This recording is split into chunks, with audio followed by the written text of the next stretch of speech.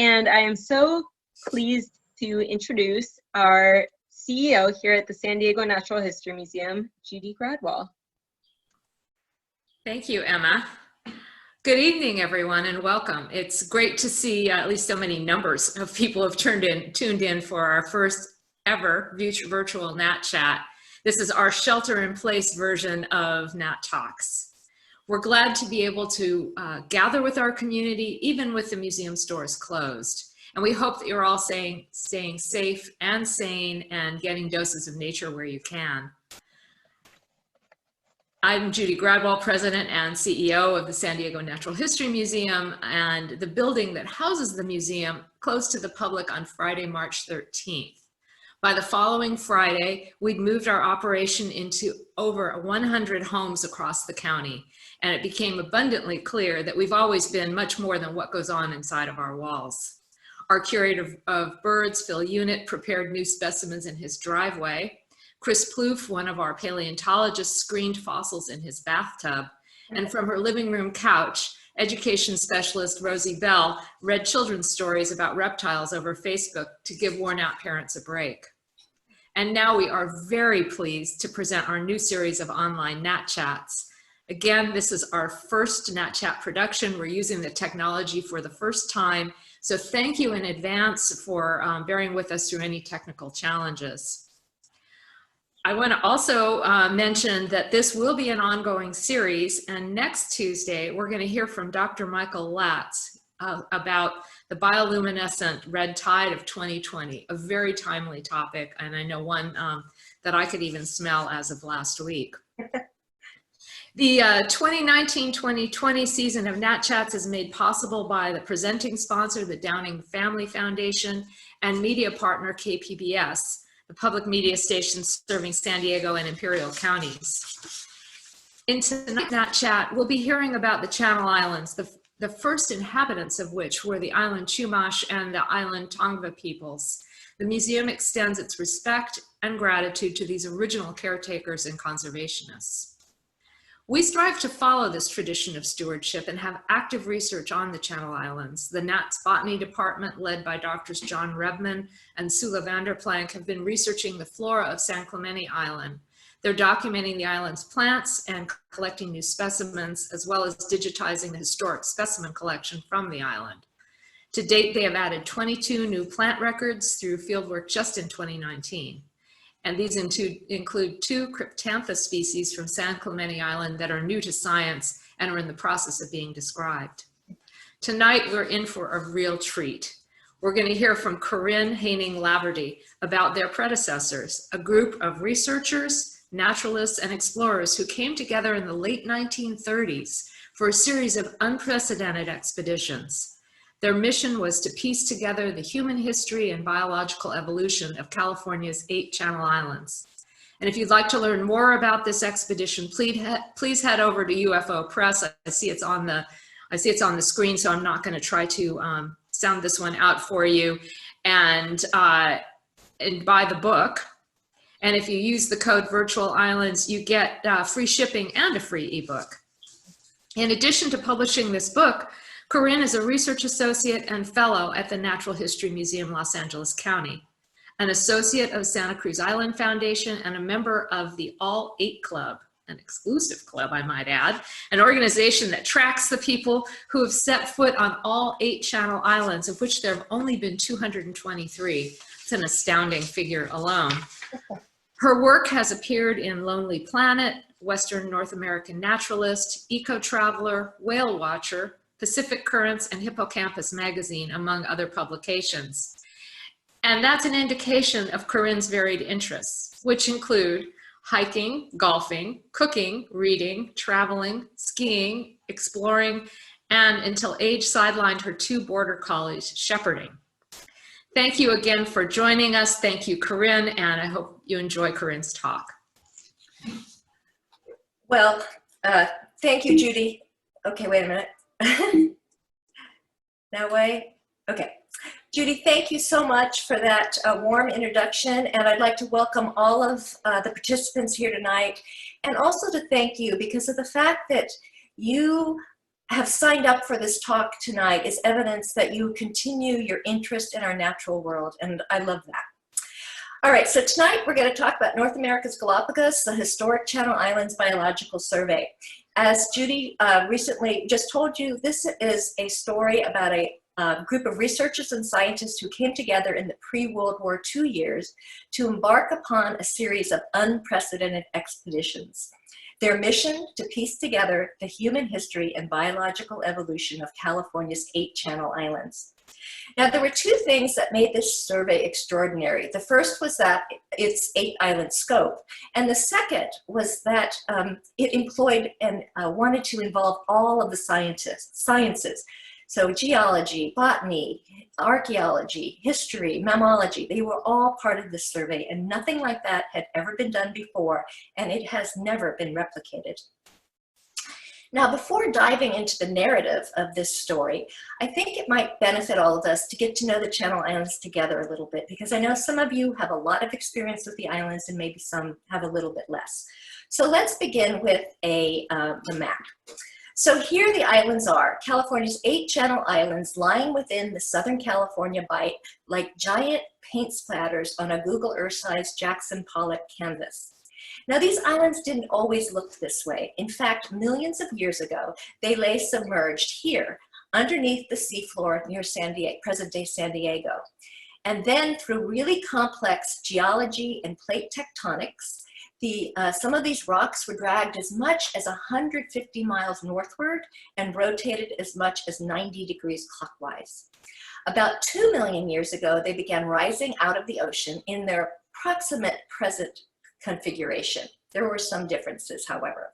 For instance, at one point, the 4 northern islands, which are right here, Anacapa, Santa Cruz, Santa Rosa, and San Miguel, these brown splotches, are the current islands. But when they first, at one point, there were one island called Santa Rosa, that is this outline right here. And Santa Rosa was actually 76% larger than the combined land mass of the Channel Islands today. And over here we have today's current coastline, and the blue again was the coastline 20,000 years ago. And you can see that the islands were only about 5 miles from shore. Now, this has implications for the things that live on these islands. For instance, the northern islands, having been once one island very close to the mainland, share more species in common than do the southern islands here, this group, which were never connected to one another, were never connected to shore, and have always been far out to sea. In addition, the 4 northern islands are typically thought of as having more fresh water sources than the southern islands. And in fact, here, this island, Santa Barbara Island, which is only 1 square mile of land, does not have any fresh water on it at all. Everything that lives there must sustain itself through rainfall and fog. One thing I did also want to mention to you is the point of my geology discussion was to let you know that because these islands were never attached to any terra firma, everything that's on them had to get there and then evolve somehow. So that's really important to know. So with that as a background, one more thing, I'm sorry. I do want to let you know that the 4 northern islands plus Santa Barbara Island are part of Channel Islands National Park. And so they are relatively easy for you to come visit if you're willing to take a boat and cross a channel, which can be sometimes very rough. But if you're so inclined, I would highly recommend that you think about doing that, because they're a lot of fun to see. So with that as a background, let's go out there and visit these islands. All right, these islands, let me tell you, these Channel Islands are wild.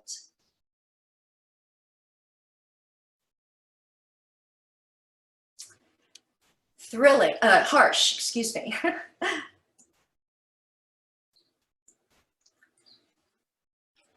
Thrilling and spoiled. Spoiled in terms of humankind's careless use of them through the introduction of exotic species such as horses, cattle, goats, pigs, rats, rabbits, cats, agricultural crops, and incidentally introduced plants. Despite this, these islands are resilient in their unruly ability to resist domestication, no matter how forcefully we've attempted to enslave them for uses such as ranch lands, big game hunting parks, recreational venues, movie sets, and bombing ranges. In the Q&A, if somebody remembers, please ask me about this picture again, because it's very interesting. Okay, but despite these uses, 150 plants and animals either currently make or at one time made their homes on these scraps of land and nowhere else on the planet, hence the island's nickname, North America's Galapagos. Now, we don't have time to talk about all of these critters, but I do want to draw your attention to a few of them. First of all, I promise we're going to talk a little bit more about the fox because it's just too darn cute not to see more pictures of. And I also want to draw your attention to this bird. This is the Santa Cruz Island jay, or simply the island jay. It is a descendant of the mainland jay that many of you are familiar with. It is about 25% larger than the mainland jay and much more brightly hued. Additionally, this bird is the Channel Islands' only endemic bird, meaning it's the only bird that lives only on the Channel Islands, and it lives only on Santa Cruz Island. So like other birds, seabirds for instance, come and go, but this bird doesn't leave Santa Cruz Island. And I asked an ornithologist recently, I said, why doesn't this bird just fly over to Santa Rosa Island? It's very close, there's lots of good things to eat on the island. And she just shrugged her shoulders and said she didn't know, but it doesn't go anywhere but Santa Cruz Island. So I think that's pretty neat. Now here, this little fellow I find kind of fun because this is the Santa Catalina Island ornate shrew. It's the Channel Islands' only shrew, even though some of the ecosystems on the other islands would seem to support shrews. A shrew is only found on Catalina Island. This is a subspecies of the mainland shrew, and what I really love about this animal is that it was first described by Jack von Blocher Jr. in 1941, and Jack was the survey's mammologist. And the story of how he got his hands on this little critter is really sweet, I think, and quite unusual. It's not how you would think that a mammologist would get an animal that he could collect and examine and determine was a new species of animal on the island. So I hope if you read the book that you'll like that story as much as I do. All right, now this is an example of animals that are extinct. This is the large animal is the Columbian mammoth, and the smaller animal right here is the pygmy, Channel Islands pygmy mammoth. The Columbian mammoths are believed to have swum over, they were about 14 feet in size, and the pygmy mammoth is about 5'7". But the Columbian mammoth swam over to the Channel Islands about 20,000 to 40,000 years ago, and perhaps as long as 200,000 years ago. They colonized the big island, Santa Rosa, and then over time, some of their young developed into this smaller pygmy mammoth. The pygmy mammoth was the smallest mammoth in North America and among the smallest mammoths in the world. And the pygmy mammoth never left the Channel Islands, so it stayed exactly where it is. Now, what I like about this animal is that it didn't just get to be a smaller Columbian mammoth. It actually evolved to occupy a different biological and ecological niche. It ate different kinds of foods, and its muscles and bone structure changed so that it developed what amounts to four-wheel drive ambulatory abilities, and it could get up these really steep island slopes that the Columbian mammoth could not. So today, and also it had a braking function, so it allowed it to come back down those same slopes. So today, when scientists go to the Channel Islands to look for mammoth bones, they find the Columbian mammoth remains only on the lower grassland levels, but they find this, they find this little guy all over the islands, up on high mountain ridges and steep hillsides, as well as the island grasslands. All right, I told you we'd talk about that Channel Islands fox, and here he is. He's absolutely adorable. This animal has a fearless heart. He is found on 6 of the islands. Only the 2 smallest islands, Anacapa and Santa Barbara, don't have their own species of fox. And on each island that he does occur on, it is a distinct subspecies. In fact, research has been able to determine where the fox started and then how it moved from one island to the next based on analysis of the genome and DNA and so forth. Now this fox did evolve from the mainland gray fox, which is about a 15-pound animal and can be as much as 20 pounds, and into what it is today, which is a 6-pound fox about the size of a house cat. It's believed that Native Americans brought this animal over to the Channel Islands about 6,000 years ago, and then within 2,000 years, it evolved into its current calendar-worthy state. It is the smallest canid in North America and among the smallest dogs in the world. And also what I love about it, kind of gets back to its fearless heart concept that I mentioned. This fox is the top terrestrial predator on the Channel Islands. Believe it or not, this little 6-pound fella is king. And I can almost guarantee you, if you go to Scorpion Anchorage on Santa Cruz Island and either sit and wait on the beach or go to a picnic station in the table in the middle of the day, you're going to see a fox or a fox and its mate or a fox and its family right there walking around. They are really fearless.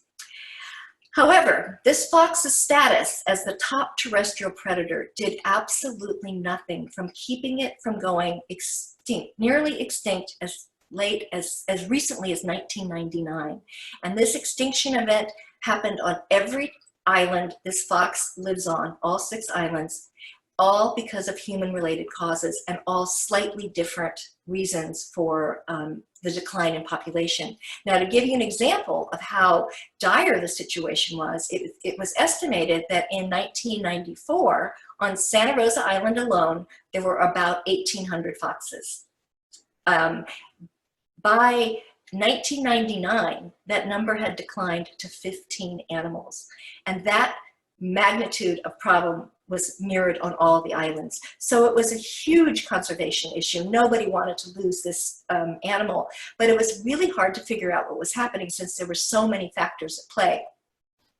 It had to do with DDT and the bald eagles becoming extinct on the Channel Islands and the golden eagles coming out from Las Padres National Forest and introduced ungulates and even distemper disease on Catalina.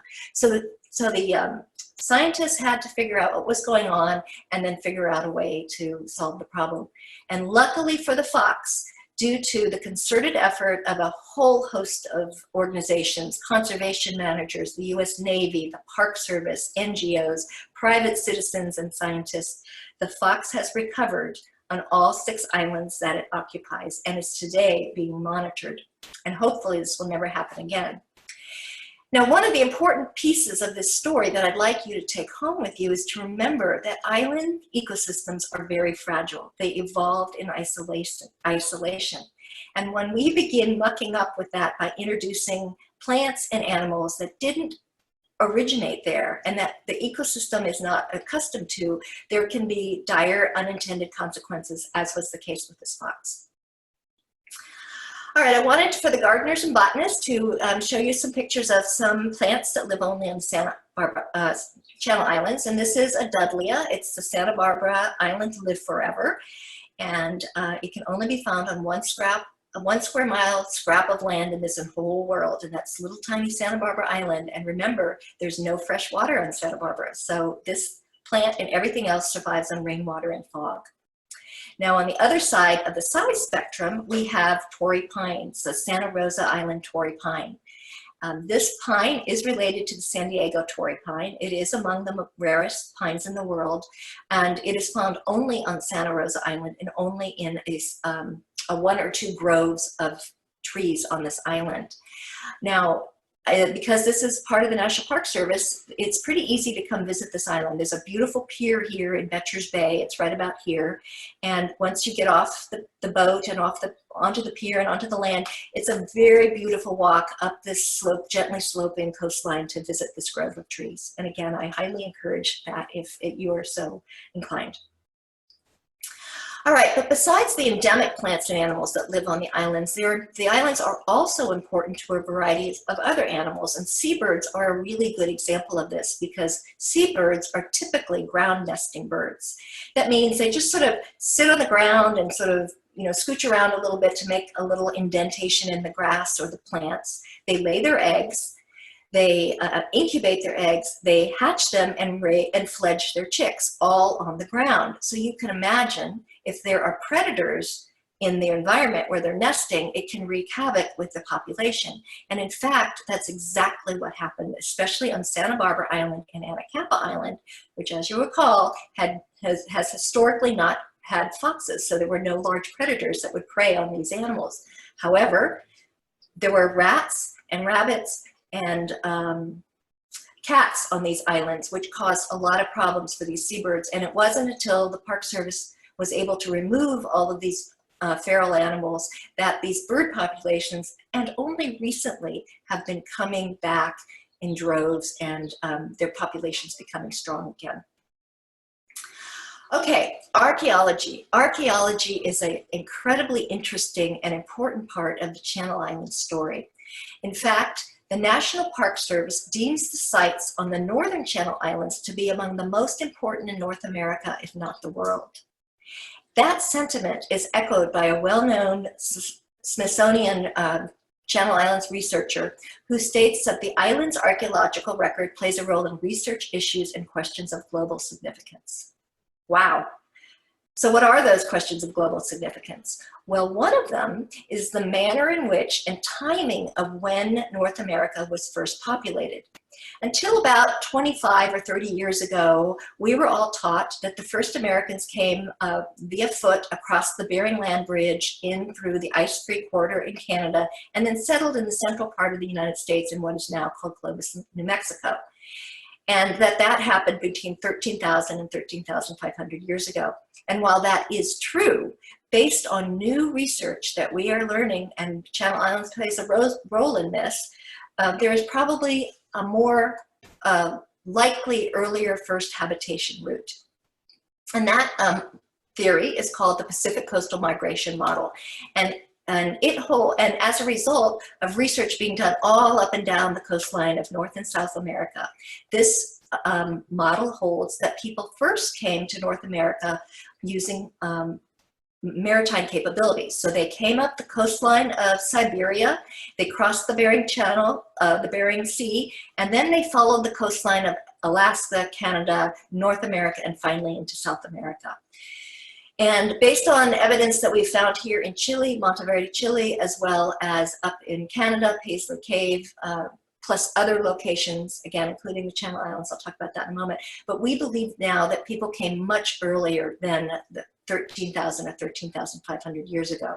I should also mention that the Bering Land Bridge theory held that coastal occupation didn't happen until thousands of years later, and that maritime capabilities weren't developed until thousands of years later. But now we're seeing that that really wasn't the case.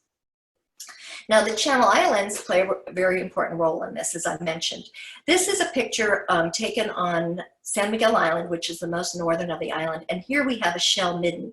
Shell middens provide scientists with a lot of evidence, and what a midden site is a place where people once threw things that they no longer needed in sort of a pile, and they would accumulate. So now when someone finds a midden, they can sort of sift through it and look at it and see how diets might have changed and technologies might have changed, etc. There is a site on San Miguel Island that has been a shell midden site that has been carbon dated and provides evidence that people were on San Miguel Island using that particular area for at least 12,000 years. So if they'd only gotten to Clovis, New Mexico 13,000 years ago, it's unlikely that in 1,000 years they would have gotten to the West Coast and developed this maritime capability. Additionally, the neighboring island, Santa Rosa Island, has an amazing piece of evidence that supports the Pacific migration model. Now, before I tell you what that is, I just want to talk to you a moment about this photograph because I think it's pretty interesting. This picture right here is of the northwest coast of Santa Rosa Island. It was taken in December 1941 by Jack Cofer. Jack Cofer was 16 years old when he joined the Channel Islands Biological Survey and stepped foot on Santa Rosa Island in November of 1941. His mother actually had to write him a permission slip. It's in the files so that he could go. I think that's really cute. At any rate, he was 16 and along with another teenager, Harry Fletcher, was right about here near Tecolote Canyon researching mammoth remains and trying to bring fossil remains back to the museum.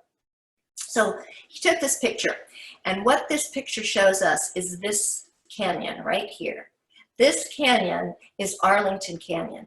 And if that sounds familiar to you, it's because you've probably heard of Arlington Man. Arlington Man was discovered in 1959 and was carbon dated at that point, but then more recently recarbon dated with modern technologies and was dated to 13,000 years of age. Arlington Man is the oldest human remains ever found in North America. So right here, we have the oldest shell midden in North America and the oldest human remains. And that lets us know, along with the other evidence that we have found on the coast of North and South America, that people probably arrived by ships as long ago as 14,000 to 18,000 years ago, and maybe even earlier.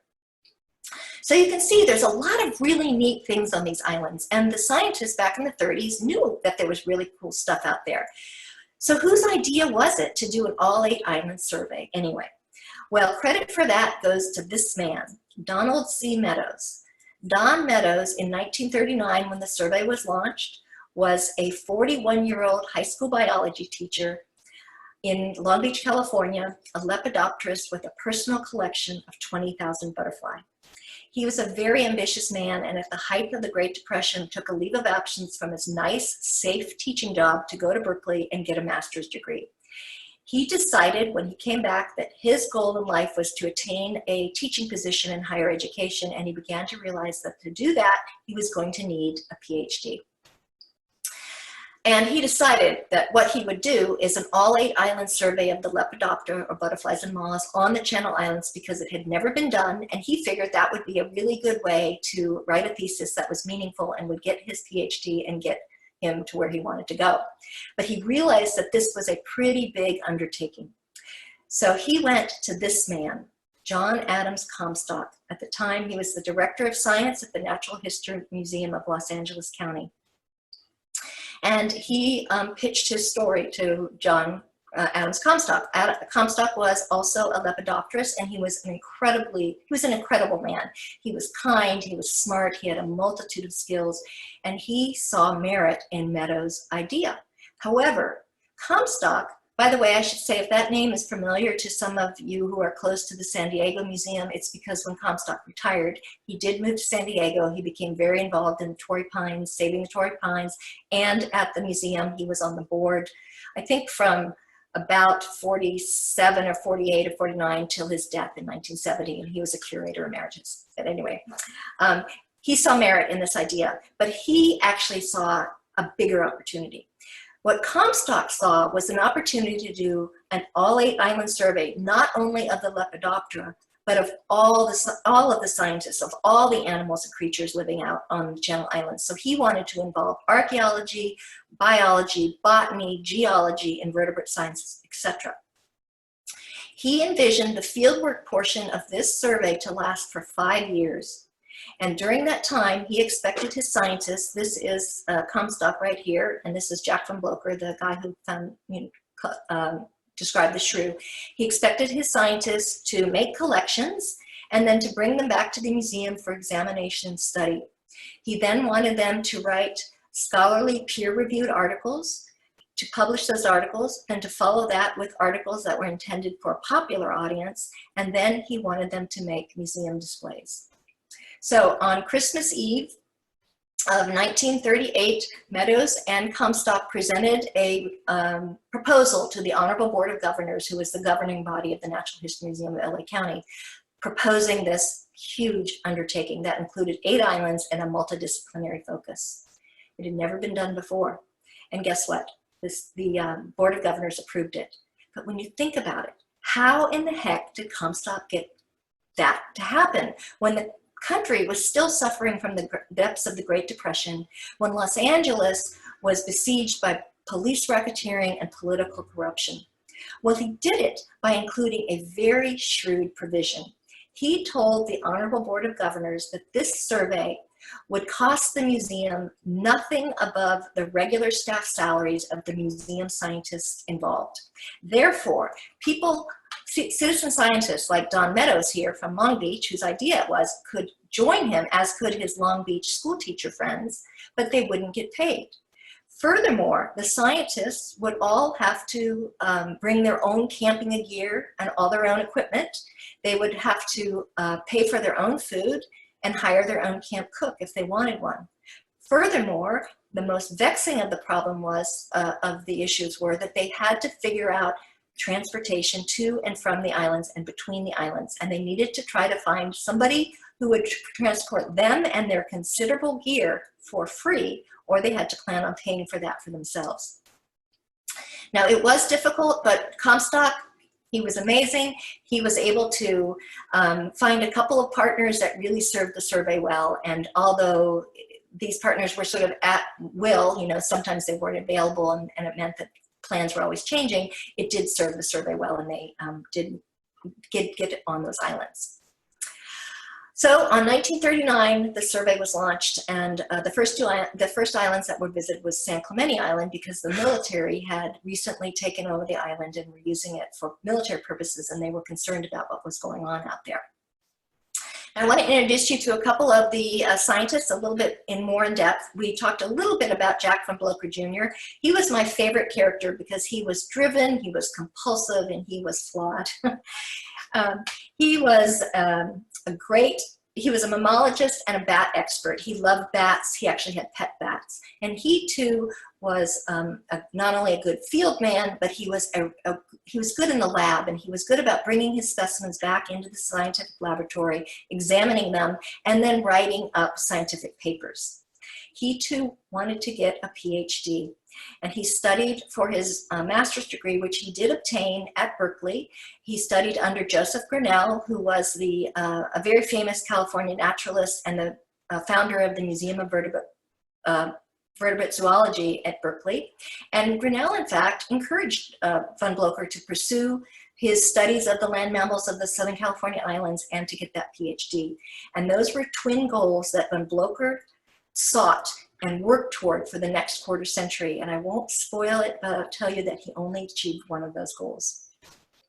Now this photo, I just want to point out something really important here. This is von Blocher on San Clemente Island. These are two San Clemente Island foxes. And in the middle is a feral cat. Von Blocher did want to get rid of the feral cat population, and in fact all the feral animals on the Channel Islands, because he saw the damage that they were doing. On San Clemente, they were really decimating bird populations as well as reptile populations.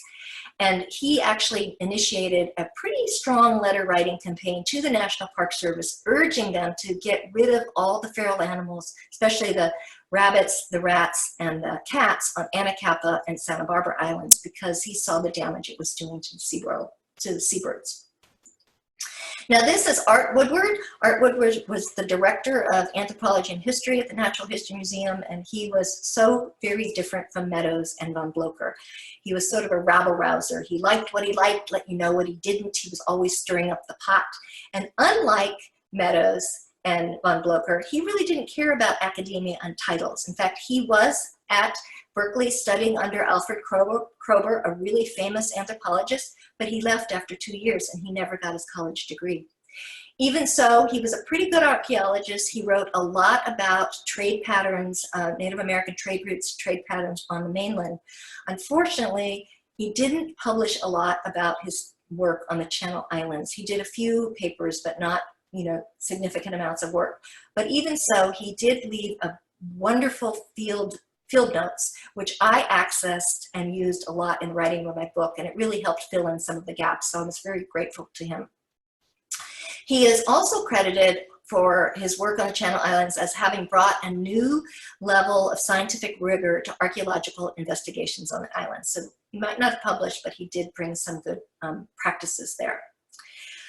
Now, he had lots of ideas of things he wanted to study. One of the big overarching ideas or things he wanted to find out about was which Native American tribes were living on the Channel Islands. Was it the Tongva people of the Los Angeles Basin, or was it the Chumash people of the more Santa Barbara area? So he was working on this while he was studying the islands.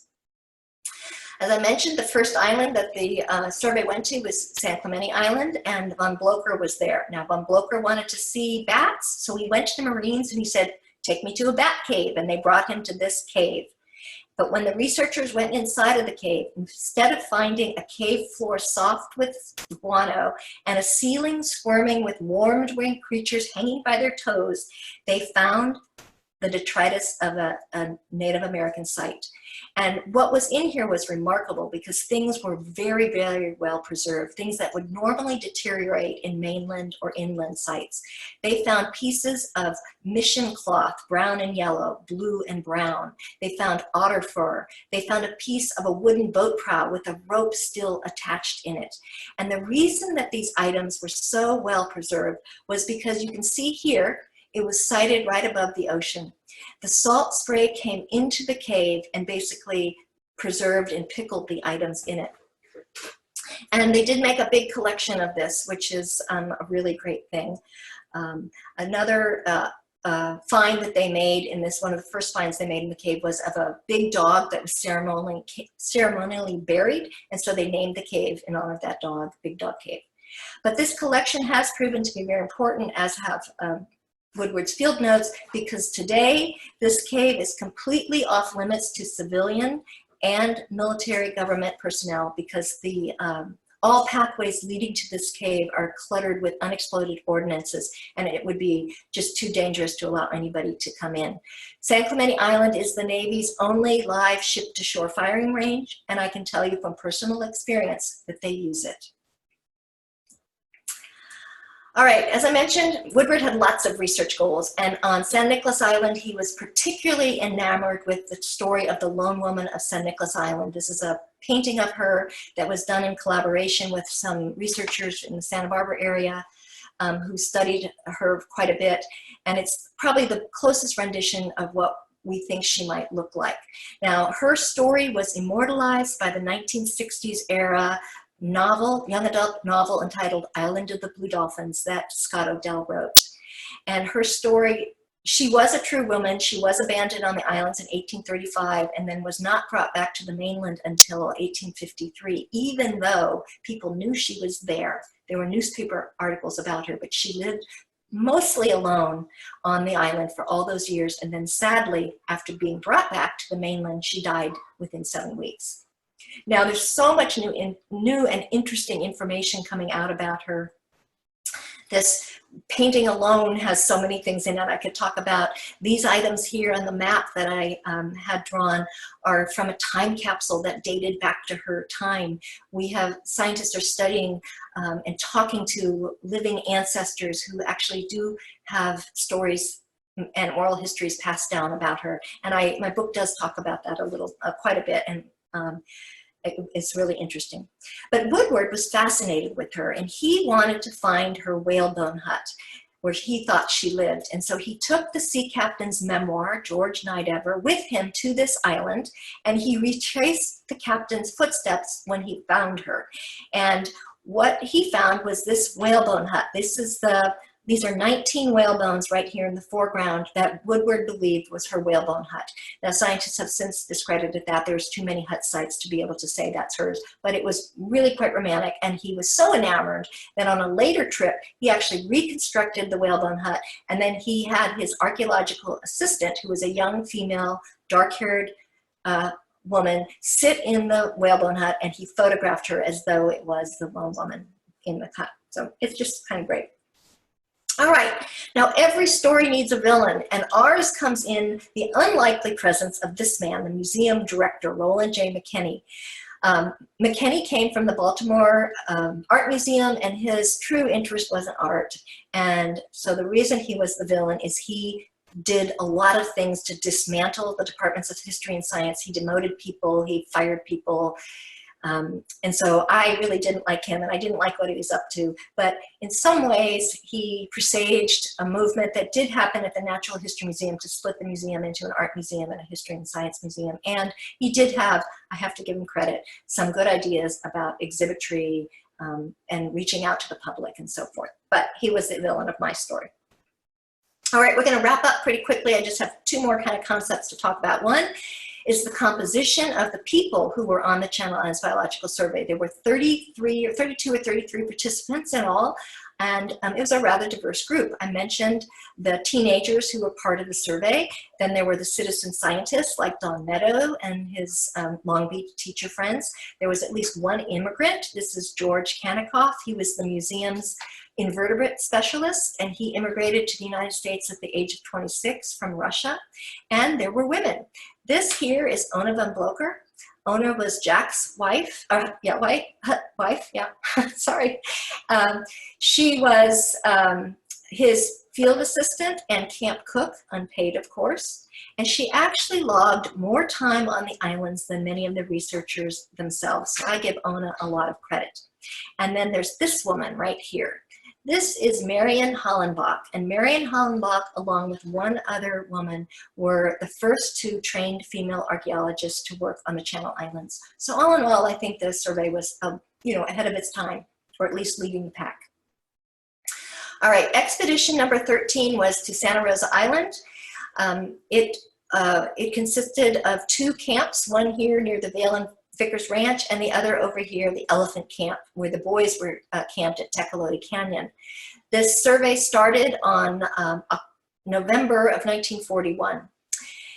And the boys were over here at Tecolote Canyon. Notice how close to Arlington Canyon they were, so you can see why Jack was able to take that photograph that we looked at earlier. And they were excavating mammoth remains to bring back to the museum, and they were working on this beautiful jawbone. It was sited in a steep cliffside. And when the vaqueros rode up, and the vaqueros said, it was December 7th, 1941, it was Jack Cofer's 17th birthday, and they said, Pearl Harbor's been bombed, the West Coast is blacked out, ship traffic has stopped, we're not allowed to use our radio phone, you guys need to pack up and get back with the rest of the crew because we don't know how you're gonna get off this island or when. And so they did that. They went back to the main camp and didn't know how they're gonna get off the island, but leave it to John Adams Comstock to somehow commandeer this vessel. This is the schooner Santa Cruz. It is a cattle boat, and it was used to bring cattle on and off the island to the mainland and back and forth to market. Somehow, Comstock got this boat to go out to Santa Rosa Island and pick up his staff and bring them safely back to the mainland one day later than originally planned. And that was the end of the Channel Islands survey, cut short by war. There were 13 expeditions. All 8 islands were visited at least once, and it was a very multidisciplinary project that resulted in at least 49 scholarly articles having been published. So that is the end of what I have to say. Thank you all very much. Thank you, Corinne. In the absence of applause, I will do it myself. Thank you. I'm going to start with a few questions. We have a few coming in. We'll give people a little time to put some more in the Q&A. I wanted to ask about the Island of the Blue Dolphins, and just before we went on, I showed you my copy of the book, which I had managed to move twice across the country. It's from my childhood.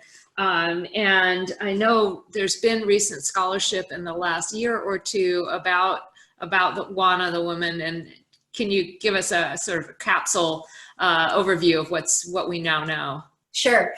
Well, the time capsule is one of the things that I think is just so romantic and wonderful. But there was found about, I think it was about 2010, 2012, these archaeologists were on San Nicolas Island, and they found in a hillside, sort of an eroding hillside, a big white whale rib. It was sort of a marker, and under that rib were buried 2 redwood boxes that there were no redwoods on the island, so these redwoods had to have come by, just floated over to the islands, and somebody crafted them into boxes, and they were open on one side, and the things were falling out of the boxes.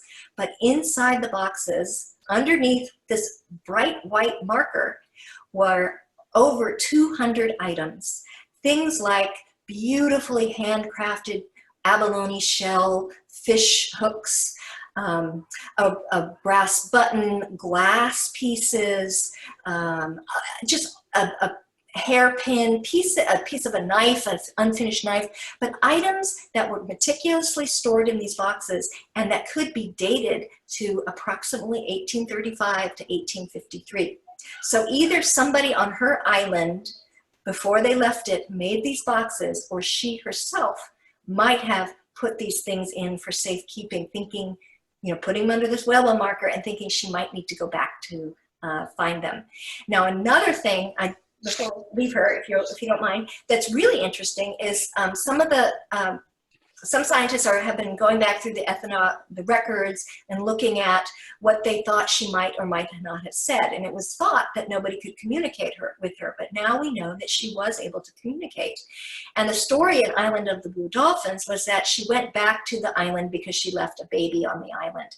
Now, if you think about it, no mother leaves a baby on an island unattended. So that never held water with me, but you know, it was fiction. But what they actually think happened, because when she went back to Santa Barbara, she was able to mime and make some sounds and noises or words that people understood. And one thing she said was, she was talking about something small. And so what we think, or what is thought now, that she did have a child, but it was probably a young boy, maybe 6 or 7 years old. And you can imagine in the chaos of leaving, abandoning an island, that a young boy might run off and get lost on the island. So that seems plausible. And then she made this kind of a motion. I don't know if you can see my hands, but he was in a boat, and she sort of indicated that he had some kind of boating accident, perhaps with a shark, and then she was actually left alone on the island to live by herself. And she truly was alone. So those are sort of heartbreaking and just warm ideas that, you know, she was on this island, and maybe it could be that wooden box might have been a memorial of sorts to her son, or maybe something that she, you know, went to visit. And actually, when she was taken off the island, this sea captain and his crew were there for a month doing otter fishing. She was not in any hurry to leave, and she may have gone back and visited this box, and maybe put something in it, or taken something out with her to bring home. That's some of the things. And then there's stories about her dogs too that are really interesting. That's a great story. I know that research is continuing today, and we certainly have our people out on San Clemente. I was wondering if you could tell us a little bit more about the San Diego Natural History Museum's relationship to this expedition, because I know Reed Moran, one of our longtime botanists, was on this. Right. Well, you had two people, Reed Moran and John Adams Comstock, who were very close to your museum eventually. Now, Reed was a very young man at the time of the survey. He was 25 years old. He went on one expedition, but it was the longest one. It was over a month long. I think it was 45 days long. It was expedition number 12. He did collect, he was a botanist even then, and he did collect items. And in fact, he brought something back from San Clemente Island. And there's a passage in my book that describes him finding this plant. And it was a lupine, I think it was a flowering purple lupine, that Merle Duncan, who was the botanist from actually Long Beach, he was a teacher in Long Beach, he later wrote a paper and acknowledged that it was a new species, and in honor of Reed Moran, he named the species after Reed. So he was definitely part of the survey, and that was so nice to find these connections, as was Comstock, which I mentioned. Comstock, of course, was very important to your museum. And I would also like to just mention that recent research on the reptiles actually used 10 island fence lizards, or 20 island fence lizards from your museum as part of their research. And there were 10 island fence lizards from the Natural History Museum's collection that were collected during the Channel Islands Biological Survey. Now, island fence lizards are an endemic species. They live only on 3 islands, San Clemente, Santa Barbara, and San Nicolas Island. And these scientists were looking at all of these lizards to determine whether or not they were different species or if they were all one species. And they determined that they think that the San Nicolas Island lizard may be its own species, and that the other lizards should be at least considered a subspecies different, you know, so that they could be managed better and more appropriately. So I think that's nice too, to have that tie in with current research. Well, we unfortunately don't have time to get to all the audience questions. I know there were a few more, but I know that, Corinne, you are interested in staying in touch. Would you mind talking a little bit more about your book club, and we can send out more information in a follow-up email as well? Oh, sure. That would be so great. I would love to join anyone's Zoom or FaceTime book club meetings if you would like. I would just ask that perhaps you try to get a small group together, maybe 5 people at least, or larger if your book club is larger. I would want you to run the meeting as you would any of your book club meetings, with a discussion, and I can jump in with questions such as we've had tonight, or author questions like, how did I write this book, or why did I do this or that? But I would love to do that. It'd be fun to meet you all in person, more in person. So I think what we'll do is we'll follow up with an email that will have my email in it. Also, I have a website. It's called www.channelislandscalifornia.com, HTTPS or whatever. Channel Islands California is one word. So you can find me on that website. I have a email there that's posted, and it'd be fun. Thank you. Well, this has been fantastic, and the book got rave reviews. I recommend it to everyone. And Emma, are you taking it from here, or am I closing out? looks like it's okay. I'm getting the message. Close it out. Thank you again, Corinne, for joining us, and thank you all for tuning in to our Nat Chat. This has been fascinating, and it's once we are not sheltering in place, I think we're all going to head out to the Channel Islands. But first, we'll read your book while we're stuck at home. So, thank you again, and good night, everyone. Good night. Thank you.